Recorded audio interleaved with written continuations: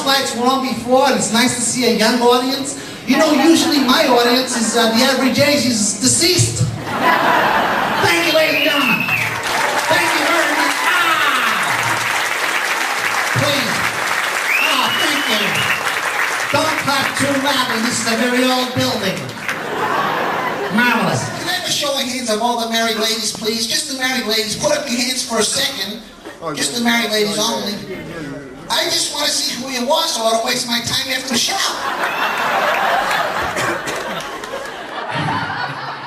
I want to say, folks, out of all the audiences I've ever worked for, honestly, tonight, you guys, you're the most recent. So I went to visit my Aunt Myrtle, ladies and gentlemen. She's 88 years old and she's beautiful. I bought her a cell phone, you know, a mobile phone. 2 days ago I bought it for her because she don't got one, you know. I go back to see her and she says, this thing's broken, it doesn't work. I go, what's the matter with you? It's brand new. What are you talking about? So I take a look at it. All the memory's gone. I said, what have you done here? I have a look, 147 photos of her right ear. I've always had bad luck in the supermarket. I mean, even as a young kid, I remember going in there and I bought, 250 ml of milk, half a loaf of bread, a soup for one. The checkout girl goes, oh, you must be single. I said, you can tell from the shopping. She says, no, you're ugly. So I got an invitation, folks, about a month ago to go to my high school reunion. I couldn't believe it. You know, my high school reunion, people I haven't seen for so long, I thought, I'm going to go to this. I had a sweetheart in high school, folks. A girl called Stella, and I thought, no, maybe she might be there. So I go to my high school reunion, folks, and there she was, Stella, still beautiful, still vibrant and gorgeous. I said, how you doing? She says, I'm divorced now, you know. I said, well, I didn't tell her about my wife. I said, you want to go out one night? She said, sure. Let's go to the drive-in. Marvelous. I pick her up at 8 o'clock the next night, folks, and up we go to the drive-in. I'm prepared, you know, I'm prepared. I take a bottle of scotch with me.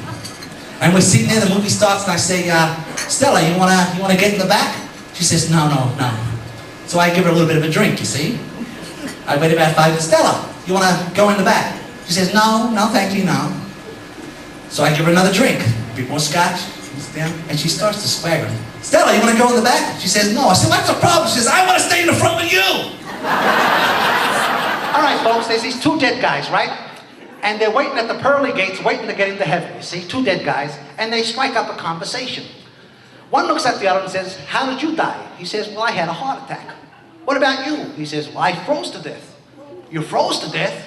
My God, what's it like to freeze to death, he asks. Well, it's pretty crazy, you know. You get all shaky and numb and you're cold and all of a sudden you just drift away and you die. You know, it's pretty peaceful. What about you? What's it like to have a heart attack? Crazy story, says the first guy. I was convinced my wife was having an affair, you know. And one day at work, I get a phone call from my neighbor. He says, hey, someone's just got into your house. So I got upset. I ran to the lift. Lift's not working. 13 flights. I run down the stairs, running. I get to the car park. I can't find my keys. What do? I run home, 4 kilometers. I'm running.